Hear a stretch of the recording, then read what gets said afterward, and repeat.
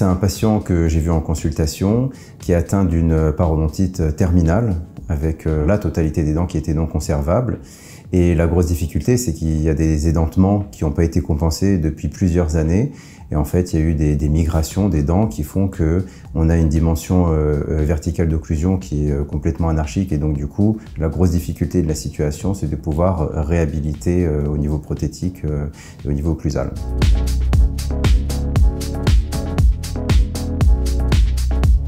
Malheureusement, quand les dents sont atteintes de manière terminale au niveau parodontal, on est obligé de se séparer de l'organe dentaire.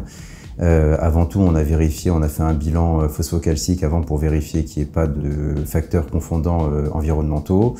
Et donc voilà, on va partir sur une réhabilitation bimaxillaire avec 6 implants maxillaires et 6 implants mandibulaires en mise en charge immédiate. Mon travail, c'est de faire le projet prothétique, donc de savoir quel va être le futur sourire du patient. Et c'est vrai que vu de là où on part, c'est quelque chose qui est assez compliqué à prévisualiser. Il n'y a plus aucune référence occlusale, il n'y a plus aucune référence esthétique, sachant qu'en plus on part sur un protocole où on va faire de l'extraction, implantation immédiate, donc ça veut dire qu'on ne peut pas vraiment faire beaucoup d'essayages pour savoir où on va. C'est toujours des cas qui ont beaucoup de challenges. Les outils numériques, ils vont nous aider énormément dans ce qui est diagnostic. Déjà dans un premier temps, avec les face scans, avec l'enregistrement de la cinématique mandibulaire, avec l'enregistrement des données anatomiques, avec le cone beam, on va pouvoir créer un avatar du patient qui va nous permettre de réfléchir. La suite logique de toute cette démarche, pour nous, c'est de mettre en place en effet des protocoles de mise en charge, type mise en charge guidée, parce que l'on veut que notre projet prothétique soit exactement comme il est prévu sur l'ordinateur. Et on souhaite que les implants qui ont été planifiés selon son projet prothétique soient exactement dans la même position. La chirurgie guidée est toujours une déviation qu'on prend en compte dans nos traitements, mais on essaye de se rapprocher au plus proche de ce qui a été planifié en amont et donc réfléchi en amont.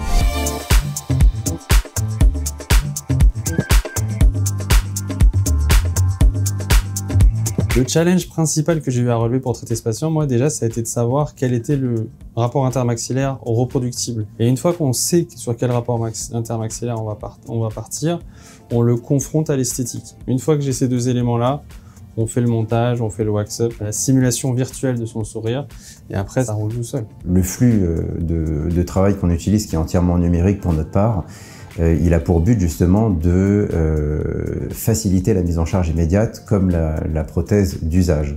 Et c'est tout le bénéfice des guides à étages, puisque une fois que le guide de base est positionné, ça nous permet de positionner la prothèse provisoire à la dimension verticale et au niveau tridimensionnel, comme on l'avait planifié initialement.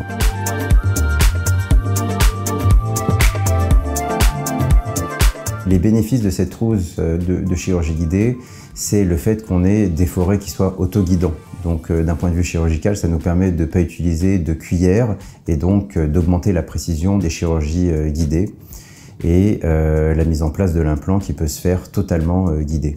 Elle est assez ergonomique du fait des codes couleurs qui sont assez pertinents, et puis on a vraiment un chemin fléché dans la trousse de chirurgie guidée qui est assez intéressante pour les chirurgiens novices, même comme expérimentés.